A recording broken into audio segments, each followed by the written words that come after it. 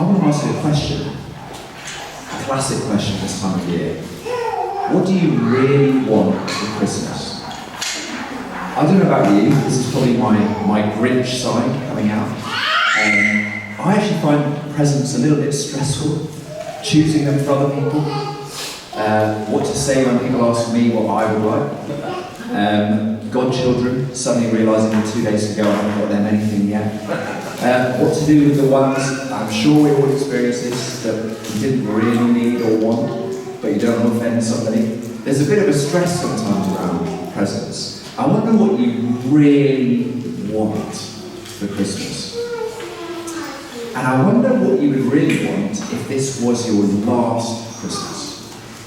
If you really knew this was your last Christmas.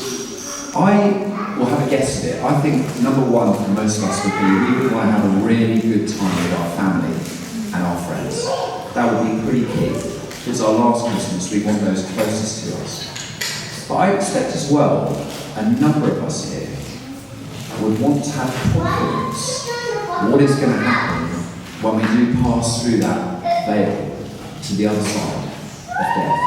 I think a lot of us would really want to know either that there is nothing, and so we can just relax, or that there is something, and that what it is going to be great, and that we're going to be okay, that we're going to be welcomed in, that if there is any sort of judgment, we are going to make it through. I think for most of us, that's what we really want. Right now, a great last Christmas with our friends and our family, our loved ones, and then confidence to know what is going to happen when we pass through that veil. To know it's going to be wonderful, and to know that we are going to be welcomed in. We don't have to fear. What I want to tell you this morning is that is available.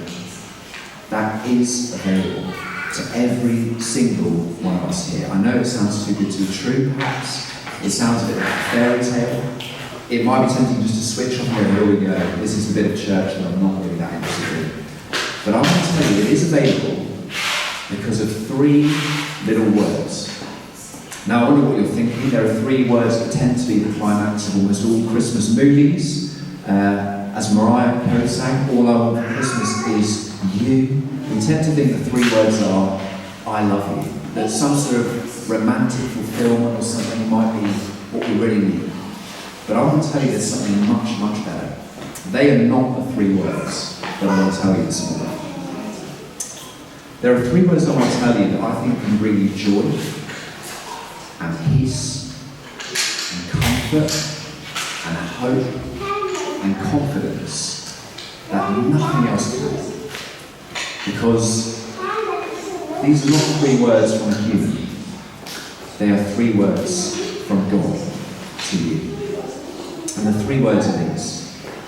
He has come. He has come. And I want to suggest to you that those 3 words are the greatest I love you in all history. Because what we find in those 3 words is not just that another human being loves us, but we find that God loves us. So much that he has come. That he has come.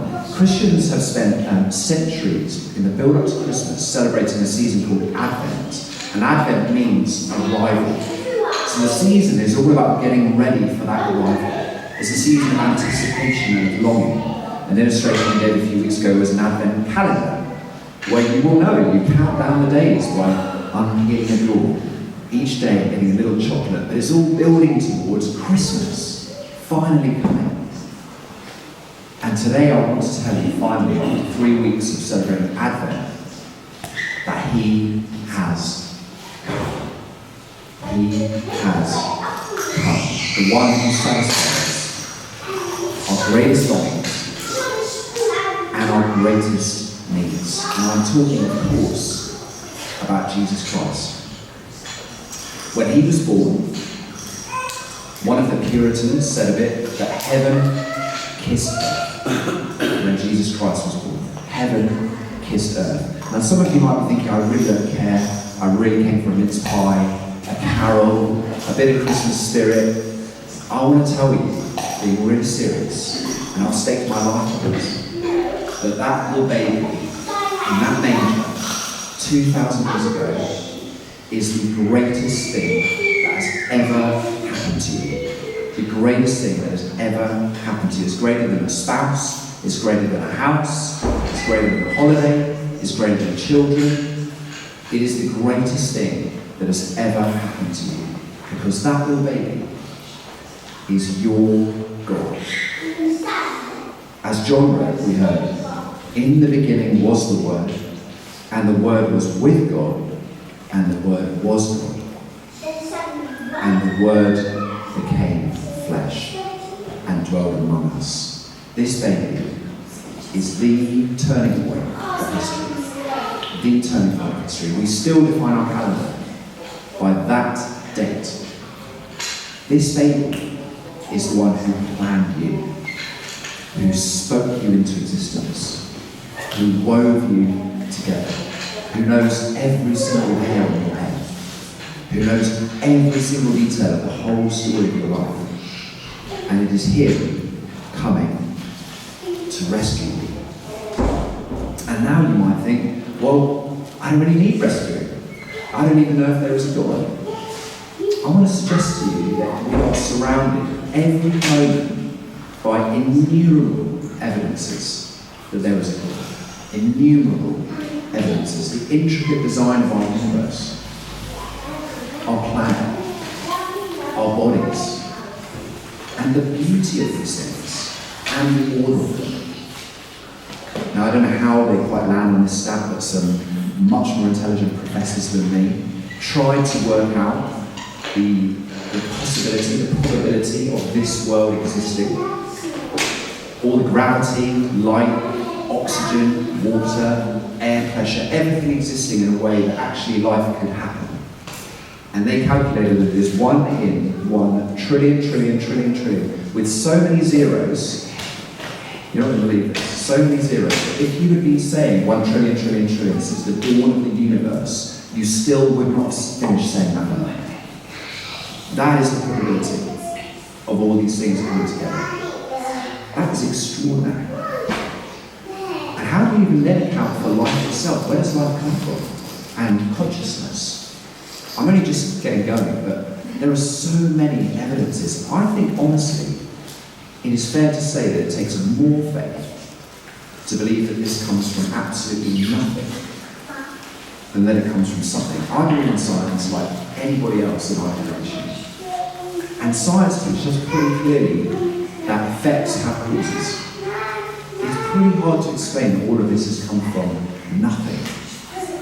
And if there was a Big Bang that it just came randomly out of nowhere, for no reason, with no spark, it just happened for no reason. I saw this on Instagram the other day. I thought this was quite a good way of putting it. Christians believe in the virgin birth of Jesus. Atheists believe in the virgin birth of the universe. Choose your miracle. And I think that's fair enough. They're both pretty miraculous. Which one do you believe in? There are so many evidences, and I'm really got going on all the different evidences we could get into. Just the existence of God in general, let alone all of those about Christianity. And the fact that we don't know Him, that so many of us don't know Him, is just one indicator of the trouble we're in, of the disconnection we have. I'll tell you a little story this week. Anna sadly lost her house keys. It happened to be a night when I wasn't at home, so it was quite a panic. And she thought, you know what, I'll try our upstairs neighbour. Such a lovely lady. She's got a dog, and often takes a dog for a late night walk, so she thought there's a chance she'll be up. And our neighbour was up and let her in, and I saw her the other day, and she said, it was amazing. I normally have my phone off at that time, but I had it on because I was listening to something. I actually had thought about leaving earlier in that day, but had decided to stay. And she said, it must be karma, or it must be the universe, or something. Now, I'm not judging her in any way. I think most people in our culture think that way. But we don't really know where to place that kind of thing. We just don't know what to hang that kind of reality on. So, and we just try and pick a word that might fit, that doesn't make us sound too stupid. So many like this. I wonder if you can relate. I wonder if there are times in your life you've thought, have I missed something? Have I missed something? That happened to me a lot in my 20s. I became a Christian when I was 27. I spent a lot of my 20s, well, little moments in my 20s, which I tried to subdue and ignore, thinking, is there more? What's going to happen when I get to 80, 90? What's going to happen when I'm on my deathbed? And it would come to me often in the middle of the night and freak me out.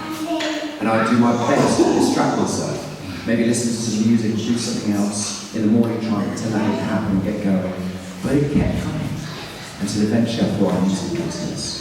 And who in that boat, where if you're honest, these questions do bother you. And you just wonder, is there more?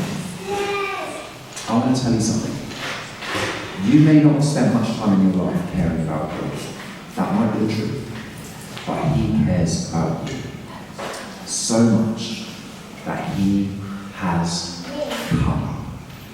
He has come, not to ruin you, which is what I thought as a teenager. He has come to bring you joy and comfort and peace and hope and confidence, not just now, but it will last forever and ever and ever.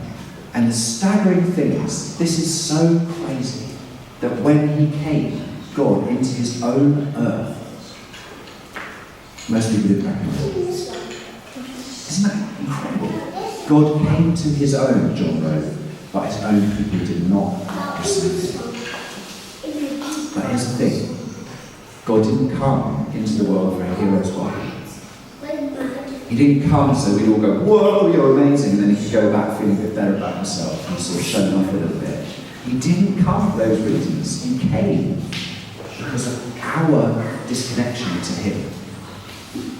That's why He came. It's not just God extending a hand kind of warily. I don't know, if you ever see things that are really dirty, you know, I sort of put as little of my own spin into that, maybe dirty dishwater as I possibly can. It's not just God doing that from afar. It is God coming so close, getting His hands and feet so dirty that He became one of us. Not to shadow us, to show off, but to find us and to save us and to give us what we most want and need. And how would He do that? Do you know the phrase, familiarity breeds contempt? That when we hear about things so many times, we start thinking it just doesn't matter, it washes over us. I think the message of Jesus is largely like this these days in this culture. That Jesus died on the cross and rose from the dead, and that's what we should. I pray that this might just hit you afresh. Well, how did Jesus rescue us? He became a man, and then He took all of our sins, all of our wrongdoing, all of the ways we pushed God away and rejected Him, onto His own shoulders, and took all the wrath that those sins deserved from His Father on Himself, on the cross, and died. God died in our place, so that you won't just have a little bit less judgment, so that you will have no judgment at all, whatever you've done, if you believe in Him and what He's done. That is extraordinary, and I pray you will not lose the wonder of that, ever. And then, when He'd finished paying for it, He rose from the dead. And that tells us so many things. Two things I want to point out. One, it showed that the payment was complete, that it was sufficient, that it was accepted, done. And two, that death is defeated. And that we need not fear death anymore, because we will not be judged for our sin. We will rise again from the dead if we follow Jesus. And again, it might be fairy tale. There's so much evidence. Again, this happened. Good arguments. A few that I'll just raise to you. One is, He appeared to hundreds of people when He'd risen. It could have easily been refuted if this was just absolute rubbish. The second is, there's a picture there. Apart from one, I believe, all of His followers died in horrific ways for believing this. And if they knew it wasn't true, there is no reason for them to do that. There is no material benefit to them to start saying, I'm a Christian in a Jewish society. And almost all of them went to a dreadful death because they believed it, because they had met Him. Paul, the apostle, went from being a leading Pharisee who lived in a high standing in Jewish society to saying, I met Jesus after he rose from the dead. And he started proclaiming the message of Jesus all around the world. Those things are hard to explain. Apart from if Jesus did rise from the dead and he really did. There's a great book on that if you'd like to read more, The Case for Christ. This guy, Lee Strobel, is a journalist. He's still alive, he's in America. And his wife became a Christian. And he thought, oh no. And he decided to use his journalistic prowess to disprove the resurrection and ended up becoming a Christian. Great book if you want to have a read of The Case for Christ, from an atheist who did not want to believe and did a thorough investigation. Great book. It's a movie as well, if you want a shorter version. As John wrote, to all who did receive him, who believed in his name, he gave the right to become children of God, born not of the will of man, nor of the will of, not of blood, nor of the will of the flesh, nor of the will of man, but of God. And if we put our faith in Jesus, we can become his children in his new creation forever. And we can, not just can, but we will receive our greatest longings and have all our greatest needs sorted forever. What are your greatest longings? Peace, Jesus came to bring that. Family, Jesus came to bring that. Comfort, Jesus came to bring that. Joy, Jesus came to bring that. Forgiveness, Jesus came to bring that. Reconciliation with your God who made you, Jesus came to bring that for you. All of our greatest longings are met in Jesus, all because he became a man. And it's so important that God became a man because he's a man, he can represent us. He truly is one of us who can represent us. But because he is God who became man, he is of such value that his death can count for the sins of men and be accepted by his Father. What do you really want for Christmas? Let me wrap up, if you'll pardon the pun. What do you really, really want for Christmas? Surely, if this was your last Christmas, Jesus has got to be worth living. If this was your last Christmas. And I want to tell you a true story. That about 3 years ago, a good friend of mine brought his father to one of our services, one of these carol services. He was not a Christian, came to one of the carol services, and 2 weeks later, very tragically, died of a sudden heart attack. That's a real story from 3 years ago. And I just want to share it with you to say these things can happen. If this really was your last Christmas, what would you really want? Can I suggest Jesus is so worth looking at? If you'd like a very simple book, this is one I've been reading recently called Christmas Uncut. Very simple, quite funny, if you like English humour, lots of sarcasm, that kind of thing. This is a great place to start. It's so simple, it's so easy to read. You can probably read it in an hour. It's going to be worth it if this was going to be your last Christmas. And what for those of us, stumbling over our words, who have already believed in Jesus, who, as John said, have seen his glory as of the only Son from the Father, full of grace and truth. I hope for us this Christmas we will truly rediscover the wonder that God became man so that we could be rescued and be with him forever. To give us everything we could ever dream of. In fact, in the Bible it says immeasurably more than we can even ask for or imagine is what God wants to give us, despite everything we've done to push him away. What a God